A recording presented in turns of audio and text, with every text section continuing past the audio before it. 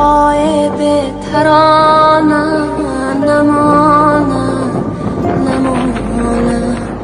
به مهری زمانه نمانم دنیای به مروت چه کردم که ذره ذره کابل